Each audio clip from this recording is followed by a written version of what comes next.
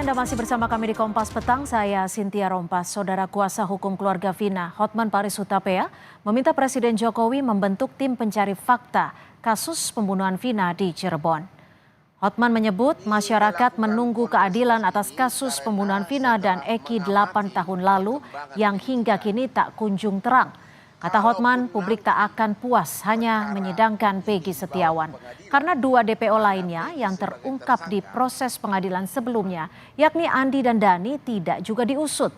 Untuk itu, Hotman minta Presiden Jokowi membentuk tim pencari fakta yang terdiri dari para ahli hukum pidana untuk menyelidiki pembunuhan Vina dan Eki secara tuntas dan objektif. Dan ini putusan sudah final, sudah inkrah. Sekarang dirubah lagi dengan penyidikan yang begitu singkat. Makanya kita mengatakan masyarakat sudah tidak akan dapat lagi mengharapkan keadilan jangka panjang, tidak akan puas kalau hanya menunggu Peggy disidangkan. Jadi sekali lagi kami menghimbau kepada Bapak Presiden Jokowi agar membentuk tim pencari fakta dari kalangan universitas yang ahli-ahli hukum pidana untuk menyelidiki dari mulai tahun 2016 sampai sekarang.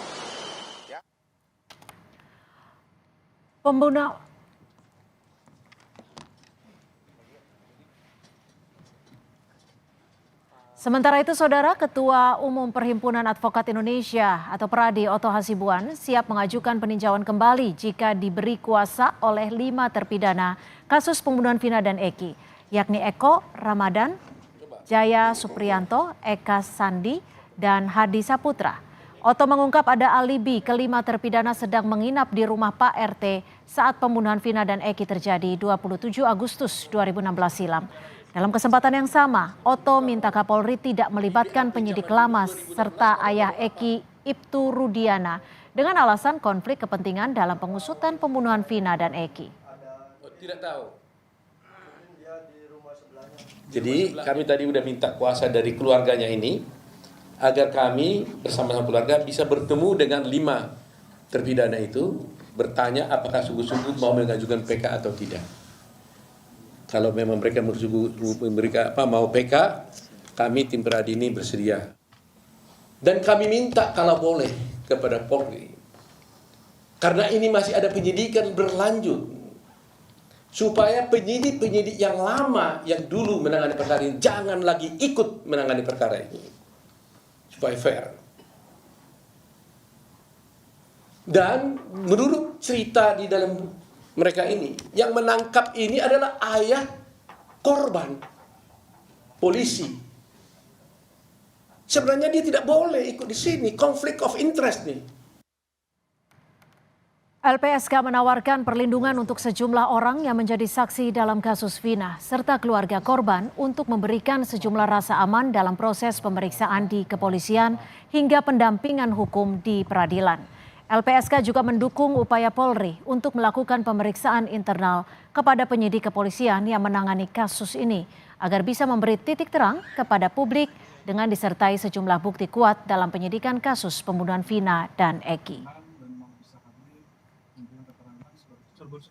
LPSK mendukung upaya Polri dalam upaya pemeriksaan internal terhadap sejumlah anggota Polri yang bersentuhan atau menangani perkara tersebut dan diharapkan dapat membuat terang perkara, membuat jelas bagi publik, dan tentu perlu memperkuat alat-alat bukti lain. Meski sudah ditangani Polda Jawa Barat dan menghasilkan tersangka baru, yakni Peggy Setiawan, kuasa hukum keluarga Vina meminta Presiden Jokowi membentuk tim pencari fakta independen. Muncul pula rencana keluarga terpidana kasus pembunuhan Vina dan Eki untuk mengajukan peninjauan kembali atau PK.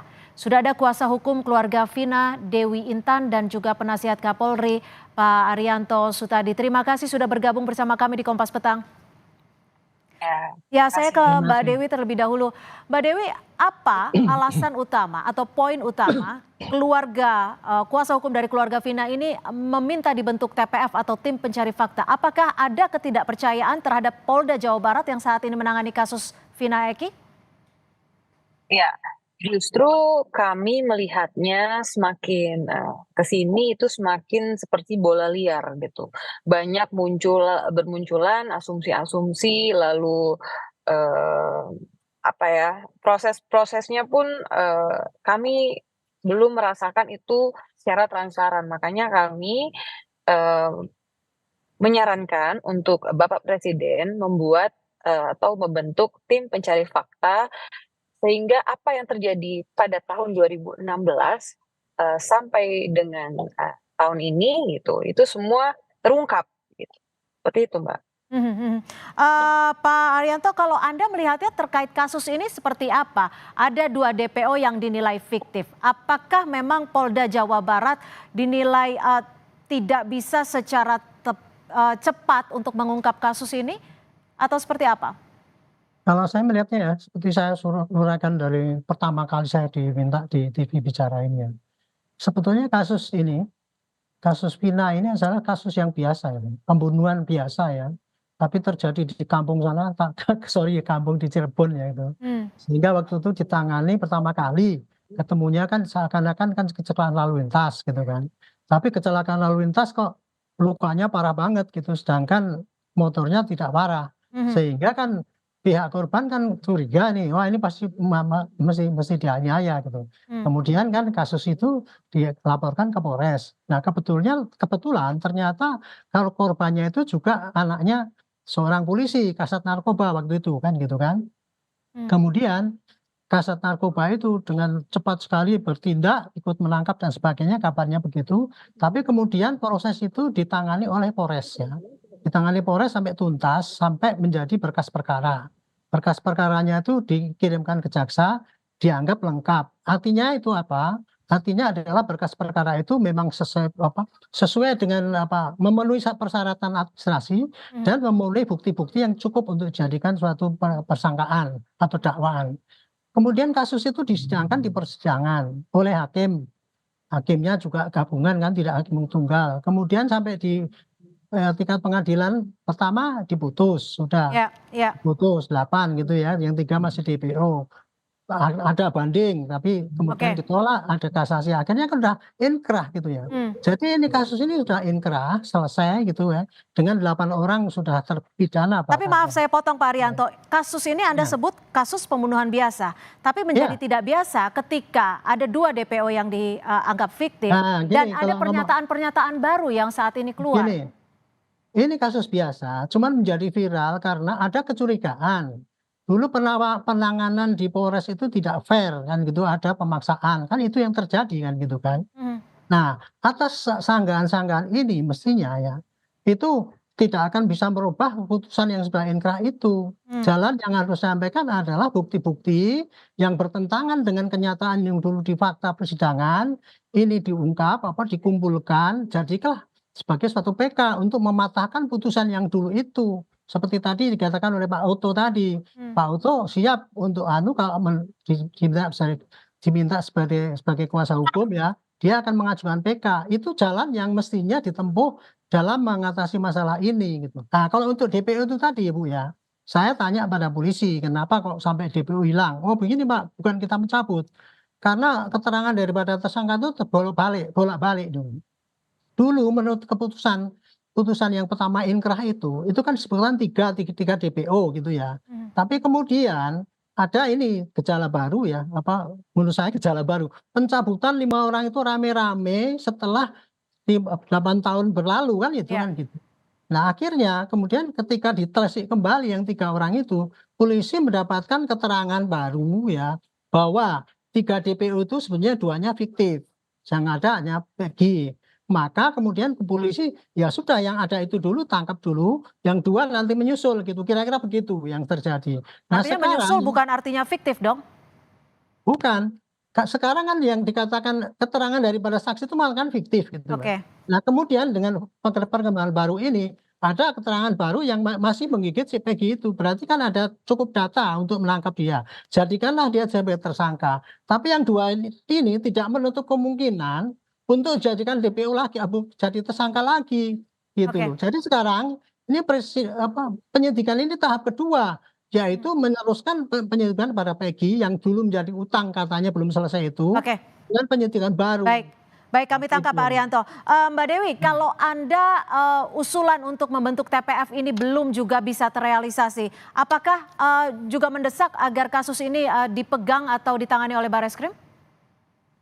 Iya, pasti Mbak. Kami mengusulkan hal-hal yang menurut kami memang memberikan titik terang kepada kasus ini. Karena kan ini seperti bola liar, muncul asumsi-asumsi karena mungkin ketidakpercayaan masyarakat dan lain sebagainya dalam kasus ini. Nah, makanya kami menghimbau untuk membentuk tim pencari fakta sehingga fakta-fakta yang terjadi pada tahun 2016, karena kan ini BAP 2016 dan BAP 2024 itu sangat bertolak belakang, terutama pada hilangnya 2 DPO. 2 DPO tersebut jelas ada di putusan bahwa mereka yang menganiaya, mereka yang memperkosa, lalu mereka juga yang membawa jenazah tersebut ke flyover.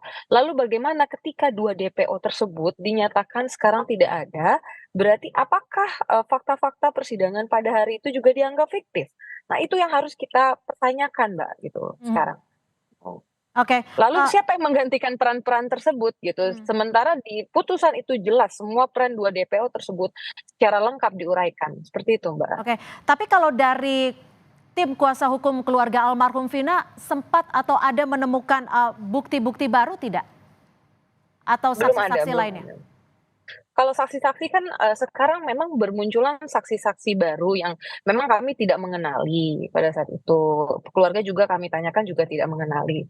Ya, kalau memang kesaksiannya bisa dipertanggungjawabkan ya kami sangat-sangat senang gitu. Tapi jangan jadi kesaksian itu muncul asumsi-asumsi yang lain yang sehingga pada putusan-putusan yang telah ada menjadi bayang-bayang lagi seperti Oke. itu gitu. Mbak Dewi, tapi kan tadi Bang Hotman sempat menyinggung bahwa sempat diajak untuk menjadi kuasa hukum dari ayah korban Eki. Nah, ini apa betul memang ada upaya untuk mengarahkan ke dalam kondisi tertentu sehingga ditolak oleh Bang Hotman? Ya, memang pada beberapa waktu lalu kami sempat mendapatkan informasi bahwa ada yang ingin bertemu, lalu ada seseorang memang menemui tim kami untuk mengajak berdiskusi. Lalu beliau menyampaikan bahwa Pak Rudiana ingin juga memakai tim Hotman 911 sebagai kuasa hukumnya seperti itu, dan kami jelas menyampaikan kepada Pak Hotman, lalu Pak Hotman menolak gitu. Seperti itu, Mbak. Itu saja sampai itu. Baik, Pak Arianto, ini kan juga ada permintaan agar penyidik yang lama tidak kembali diikutkan dalam pemeriksaan kali ini. Tanggapan Anda seperti apa? Sudah Itu tepat? sudah dilakukan, itu sudah dilakukan tanpa diminta oleh Pak Oto. Itu sudah dilakukan oleh Kapolda Jabar ketika kemarin menjadi ribut itu. Kemudian saya telepon menerangkan begini, Pak, yang penyidik lama sengaja tidak kami libatkan karena dianggap itu sudah terindikasi atau apa dan sebagainya. Sehingga kami pilih sekarang penyidik baru supaya clean dan akan melaksanakan tugas dengan benar gitu. Kira-kira begitu. Dan ini saya sampaikan tadi Mbak Dewi ya. Sekarang bukannya ini kok kemudian tidak jelas, tapi menurut saya ini sudah jelas mulai melangkah ya. Karena melanjutkan dari yang dulu belum ketemu itu ya 3 DPO. Satu orang ini sekarang sudah disidik kan gitu kan. Nah, ini penyidikan sekarang ini saya pikir nggak akan mungkin polisi akan senang sendiri. Dia akan sangat hati-hati.